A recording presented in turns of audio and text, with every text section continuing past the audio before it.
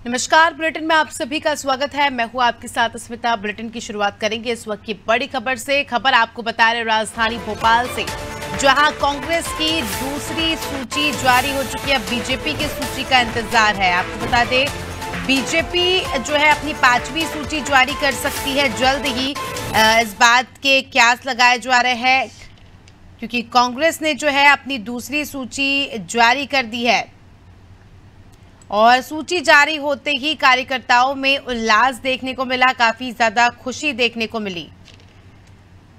तो कांग्रेस ने अपने प्रत्याशियों की दूसरी सूची जारी कर दी। 88 उम्मीदवारों का इस सूची में ऐलान किया है और इसके पहले 144 उम्मीदवारों का ऐलान किया था और अब जो है 88 उम्मीदवारों का ऐलान कांग्रेस ने कर दिया है।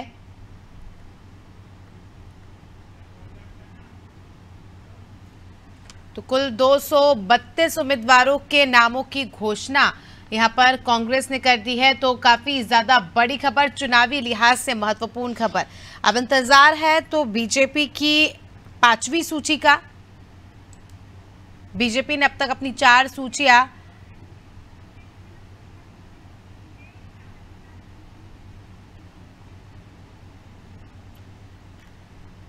जारी कर दी है। कांग्रेस की दूसरी लिस्ट के मुताबिक मुरैना से दिनेश गुर्जर, जबलपुर से अभिषेक चौकसे, तो वहीं भोपाल उत्तर से आतिफ अकील, तो वहीं इंदौर 5 से सत्यनारायण पटेल को चुना गया है। और ये सूची काफी ज्यादा दिलचस्प है क्योंकि इस सूची के आते ही जो नामों पर क्यास लगाए जा रहे थे कि इन नामों पर मुहर लग सकती है प्रत्याशी के लिए, उन पर मुहर लगी है और काफी ज्यादा खुशी का माहौल इससे छाया है। 17 नवंबर को वोटिंग होनी है, उसके पहले जो है सूची जारी कर दी गई है। इसके परिणाम 3 दिसंबर को आने हैं और चुनाव को लेकर कांग्रेस जो है अब तैयार दिख रही है। बीजेपी ने भी अपना आक्रामक प्रचार तेज कर दिया है और इस बार जो है बीजेपी की अगर बात करें तो बीजेपी ने एक अलग ही रणनीति पर काम करते हुए सांसदों को टिकट देने का काम किया है। तो दोनों जो है पार्टियां अपने अपने तौर पर यहां पर मजबूत नजर आ रही है। कांग्रेस भी जो इस बार ओबीसी वोट बैंक पर खास फोकस डालती नजर आ रही है क्योंकि जिस प्रकार से हमने प्रत्याशियों की सूची देखी उसमें ओबीसी वोट बैंक पर ज्यादा फोकस किया गया है और इसी वजह से चुनावी मौसम में जातिगत जनगणना का मुद्दा जोर शोर से उठाया जा रहा है। अब देखा जा रहा है कि इस बार जो है जाति जनगणना का मुद्दा कांग्रेस जो है उठा रही है, तो वहीं बीजेपी इस पर चुप्पी साधे है और इसी के चलते हम देख सकते हैं कि कांग्रेस ने अपनी सूची में भी ओबीसी वोटर्स को साधने का प्रयास किया है। ज्यादा जानकारी लेंगे इस खबर की, हमारे साथ हमारे सहयोगी विवेक पांडे हमारे साथ जुड़ चुके हैं। विवेक, कांग्रेस ने अपने प्रत्याशियों की दूसरी सूची जारी कर दी है, क्या कुछ खास इस सूची में हमें देखने को मिल रहा है?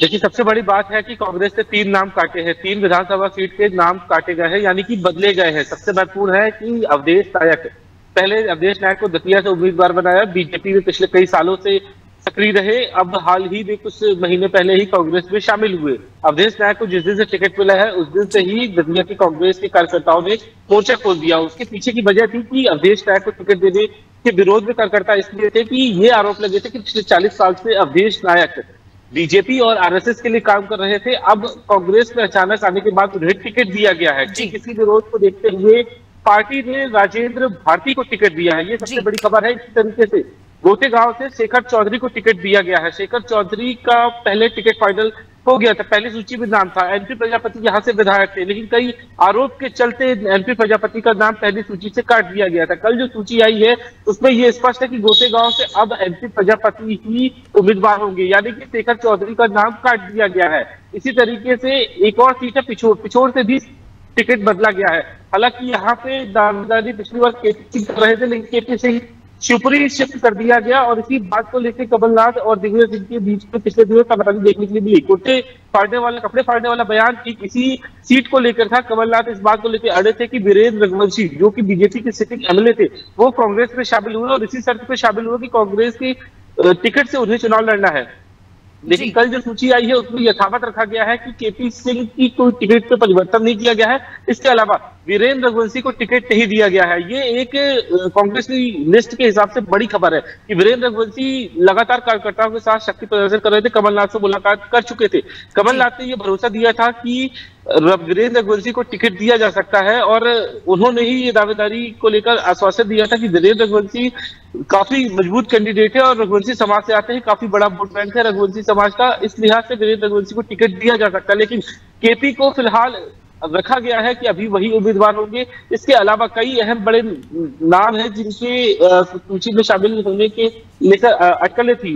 खास बात यह है कि पीसी शर्मा भोपाल से दक्षिण पश्चिम विधानसभा क्षेत्र से पीसी शर्मा को फिर से टिकट दिया गया है। पिछली बार पीसी शर्मा उमा शंकर गुप्ता को हरा के जीते थे और कांग्रेस सरकार में मंत्री रहे। लगातार पिछले 3 साल से बिना सरकार के संघर्ष करते रहे। पार्टी ने इसी खासियत को देखते हुए पीसी शर्मा को फिर से मैदान में उतारा है और पीसी शर्मा के अलावा यहाँ से कांग्रेस के ही नेता संजीव सक्सेना भी दावेदारी कर रहे थे। खुद कांग्रेस के प्रदेश अध्यक्ष कमलनाथ के बंगले में जाके शक्ति प्रदर्शन कर चुके थे। यहाँ तक कि हाईकमान को ये चेतावनी दे चुके थे कि अगर उन्हें टिकट नहीं दिया गया तो वो निर्दलीय या फिर किसी और पार्टी से चुनाव लड़ सकते हैं। लिहाजा पार्टी ने सीनियरिटी और विधायक की काबिलियत को ध्यान में रखते हुए पीसी शर्मा का नाम बरकरार रखा है। ये एक सबसे बड़ी खबर है। इसी तरीके से गोविंदपुरा विधानसभा सीट से रवीन साहू को टिकट दिया गया है। रवीन साहू दिग्विजय सिंह के काफी करीबी माने जाते रहे हैं और नर्मदा यात्रा के दौरान दिग्विजय सिंह की जब नर्मदा यात्रा थी, रवीन साहू ने पूरी परिक्रमा उनके साथ की थी और उसी के बाद से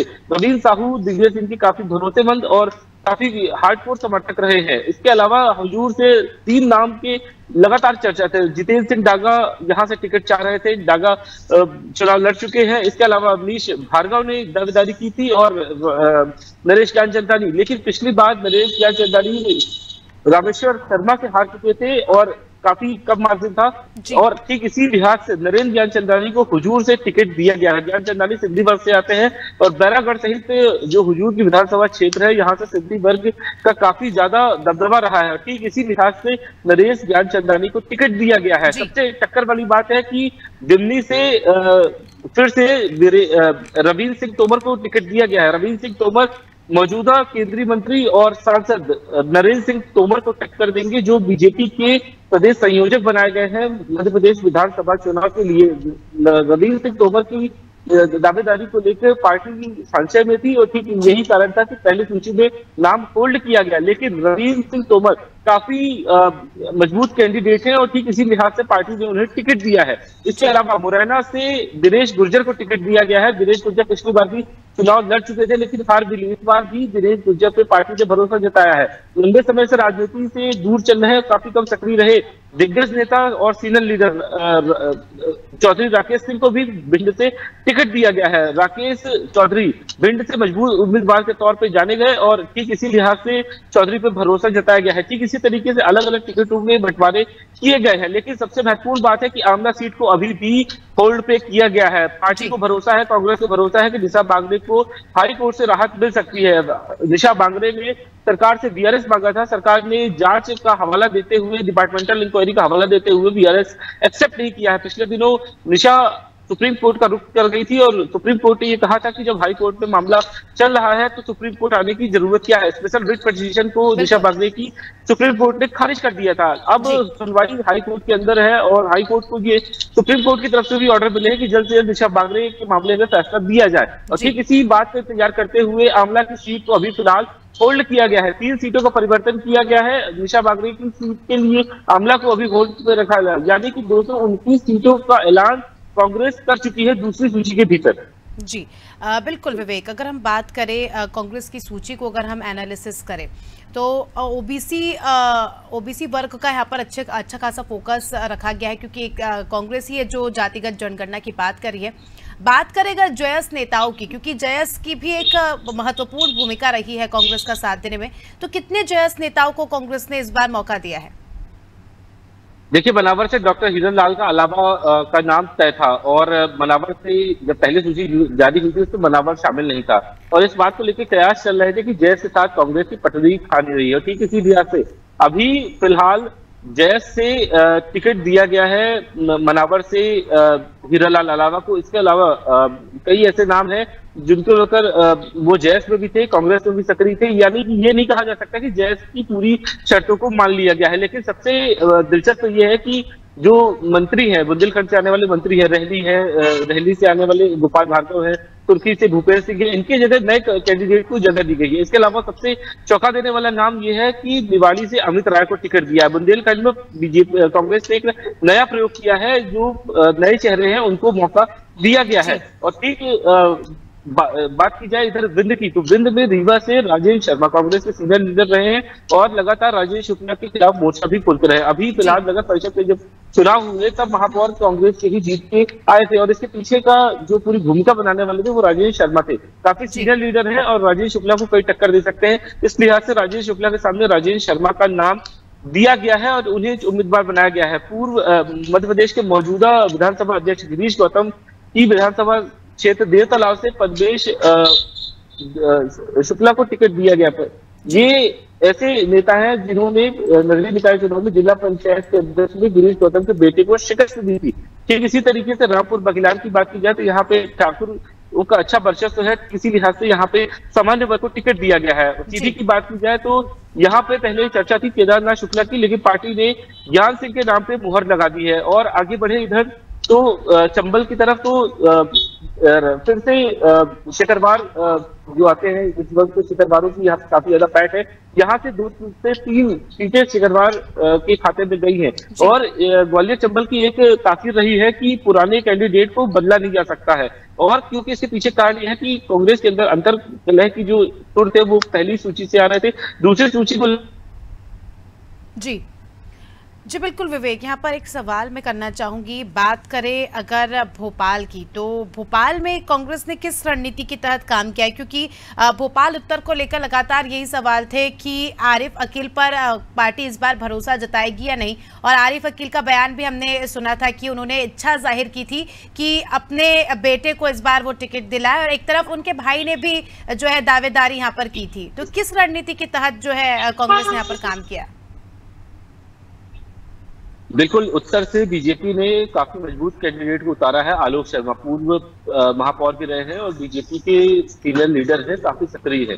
और इन्हीं के सामने चुनौती ये थी कि आरिफ अकील चुनाव लड़ेंगे या आतिफ अकील, क्योंकि भारी नतीजाबाद के चलते ये सीट होल्ड की गई थी। पार्टी ने कहा था कि आरिफ अकील अगर खुद चुनाव लड़ना चाहते हैं तो पार्टी को कोई दिक्कत नहीं है, उन्हें टिकट दिया जा सकता है। लेकिन आरिफ अकील ने पार्टी के सीनियर लीडरों से मुलाकात कर चर्चा करते हुए ये कहा था कि उनका स्वास्थ्य खराब है, अगर उत्तर से चुनाव लड़ना है तो आतिफ अकील को टिकट दिया जा सकता है। यानी कि अपने बेटे का पक्ष रखा था, पार्टी ने इस पक्ष को मान लिया है। आतिफ अकील को यहाँ से उत्तर से उम्मीदवार बनाया गया है। हालांकि ये सीट काफी ज्यादा टफ होगी क्योंकि सऊद रऊफ जो कांग्रेस के ही नेता था लेकिन किसी और पार्टी से चुनाव लड़ रहे हैं, आम आदमी पार्टी से चुनाव लड़ रहे हैं। तो ये एक त्रिकोणीय श्रृंखला के तौर पे ये उत्तर की सीट शामिल है। दक्षिण पश्चिम से पीसी को भले ही उम्मीदवार बनाया है लेकिन बीजेपी ने भी अपने पत्ते नहीं खोले हैं। दक्षिण पश्चिम से किसी भी कैंडिडेट का नाम अभी तक बीजेपी ने स्पष्ट नहीं किया है। कई दावेदार चलते ही दक्षिण। विवेक, अगर हम महिलाओं की बात करें तो कितना ध्यान दिया है कांग्रेस ने महिलाओं को? इस सूची में कितने नाम है महिलाओं के? देखिए, पिछली सूची में 9 नाम शामिल थे, महिलाओं को टिकट दिया गया। इस सूची में भी कांग्रेस ने कोई कमी नहीं की है। महिलाओं की दावेदारी सुनिश्चित करने के लिए करीब आधा दर्जन से अधिक महिलाओं को टिकट दी है। रक्षा राजपूत से लेकर महिला निर्मला सप्रे तक को टिकट दिया गया है। ये ऐसी सीटें हैं जहां पे पुरुष कैंडिडेट भी चुनाव लड़ने से कतराते हैं, लेकिन महिला की वोटरों को ध्यान में रखते हुए कांग्रेस ने यहाँ पे उम्मीदवार उतारे हैं। ठीक इसी तरीके से सावित्री सिंह है, बांधवगढ़ से आती है, उन्हें भी टिकट दिया गया है। दिलचस्प एक सबसे बड़ी बात यह है कि विजय राघवगढ़ से संजय पाठक के सामने नीरज राजपूती जी, नीरज बघेल मैदान में उतारे गए हैं। नीरज लगातार विजय राघवगढ़ में संजय के खिलाफ मोर्चा खोलते रहे हैं और काफी मजबूत उम्मीदवार माने जा रहे थे और ठीक इसी बात को ध्यान में रखते हुए पार्टी ने उन्हें टिकट दिया है। लिहाजा ये माना जा रहा है कि कांग्रेस की दूसरी सूची में बहुत ही समीकरण बैठा के टिकट दिए गए हैं। बिल्कुल विवेक, अगर बात करें बीजेपी की तो बीजेपी ने इस बार केंद्रीय मंत्री और सांसदों को मैदान में उतारा है और उसके सामने अगर हम बात करें कांग्रेस की तो इन बड़े चेहरों के आगे जो है कांग्रेस की क्या रणनीति है? दिलचस्प है। कांग्रेस ने जिस तरीके से 144 की एक साथ सूची जारी की, इससे स्पष्ट हो गया कि कांग्रेस के भीतर जो भी विरोध होने थे वो फिलहाल हो चुके हैं। और कमलनाथ ने कहा था कि 4000 से अधिक उम्मीदवार है, 230 विधानसभा सीटों पर ही चुनाव लड़े जाने हैं। ऐसे में सभी जब जिताऊ उम्मीदवार है तो पार्टी ये फैसला करेगी कि 4000 दावेदारों में से 230 प्रत्याशियों का चयन करे और किस आधार पे करे, इसको लेकर मंथन किया गया है। पार्टी के जो तमाम बाकी के उम्मीदवार हैं, जो प्रत्याशी उतारे जाएंगे, उनकी मदद के लिए ये दावेदार काम करेंगे। और दावेदारों का रुख ये है कि चमरिया से विधायक रहे बीजेपी के पूर्व नेता अब कांग्रेस में भी शामिल हो रहे हैं, अभय मिश्रा। और शामिल होने से पहले कांग्रेस के ही सीनियर लीडरों ने पत्र लिख के ये कहा था कि अगर अभय मिश्रा को टिकट दिया जाता है तो पार्टी की छवि खराब होगी, क्योंकि अभय मिश्रा जब कांग्रेस से इस्तीफा देके गए थे तो उन्होंने कांग्रेस पे काफी गंभीर आरोप लगाए। और ठीक 2 महीने बाद जब कांग्रेस में वापसी का उनका दौर शुरू हुआ, कमलनाथ को जब उन्होंने पत्र लिखा और पार्टी को इस्तीफा दिया बीजेपी को, तब उन्होंने ये आरोप लगाया कि उनके साथ उपेक्षा की गई है। राजेश शुक्ला ने वहां पे इंटरनल पॉलिटिक्स की, जिसकी वजह से पार्टी ने उन्हें टिकट नहीं दिया। और ठीक इसी गंभीर आरोप के चलते कांग्रेस में शामिल हो गए और कांग्रेस में शामिल होने से पहले ही उनको सिमरिया से टिकट भी मिल गया, क्योंकि ये जानते थे अभय मिश्रा की मध्य प्रदेश संगठन के पास कि वो सीमित रहे तो टिकट नहीं मिलेगा। और ठीक इसीलिए पिछले कई दिनों से दिल्ली में कैंप कर रहे थे और मध्य प्रदेश के इलेक्शन इंचार्ज जगदीश सुरजेवाला से मुलाकात की। सुरजेवाला ने आला कमान के साथ चर्चा की और अभय मिश्रा का नाम फाइनल हो गया। हालांकि अभी आधिकारिक तौर पे अभय मिश्रा ज्वाइन नहीं की है कांग्रेस, लेकिन उससे पहले उन्हें टिकट दिया गया है। मैहर से चौंका देने वाला नाम शामिल है धर्मेश घई। यहाँ से कांग्रेस की प्लानिंग थी कि धर्मेश घई या फिर किसी और व्यक्ति की जगह नारायण त्रिपाठी को लेकर आया जाए। नारायण त्रिपाठी को कांग्रेस को लेकर आने से फायदा होगा, क्योंकि ब्राह्मण चेहरा है और आसपास के विंध्य की जो कई सीटें हैं यहाँ पे नारायण त्रिपाठी का प्रभाव भी है। और ठीक इसी लिहाज से कोशिश थी कांग्रेस की कि नारायण त्रिपाठी को फिर से कांग्रेस में घर वापसी कराई जाए। लेकिन कुछ दिनों पहले कमलनाथ पीसीसी में थे और इंतजार करते रहे कि कब आएंगे त्रिपाठी, लेकिन त्रिपाठी बिन पेदी के लोटे निकले, यानी कि उनका कोई तय नहीं था कि वो आएंगे। लेकिन पार्टी को जरूर ये भरोसा दे दिया था कि वो कांग्रेस ज्वाइन कर सकते हैं। लेकिन कल जब सूची में धर्मेश घई का नाम आया तो इससे स्पष्ट है कि नारायण त्रिपाठी अब कांग्रेस के साथ तो नहीं होंगे, यानी कि अपनी पार्टी चुनाव लड़ेंगे या फिर निर्दलीय चुनाव लड़ेंगे। तो मैहर की सीट भी काफी दिलचस्प रहेगी। तो ठीक इसी लिहाज से कांग्रेस ने ये कोशिश की है कि जाति समीकरण को ध्यान में रखते हुए इसके अलावा पूर्व प्रत्याशियों को ध्यान में रखा है कि अगर कम मार्जिन से हारे हैं तो उन्हें भी टिकट दिया जाए। दिलचस्प ये प्रत्याशियों के नाम है और इस बार हम कह सकते हैं कि मुकाबला जो है कड़ा होगा। अब देखना खास होगा आगामी चुनाव में कि जनता किस पर भरोसा जताती है। बने रहिए हमारे साथ, जल्दी आपका रुख करेंगे। तो दर्शकों को बता दें कि भोपाल से आपको खबर बताई जहां कांग्रेस ने अपने प्रत्याशियों की दूसरी सूची जारी कर दी है। साथ ही बताया जा रहा है कि बीजेपी भी जल्द ही अपने प्रत्याशियों की 5वीं सूची जारी कर सकती है।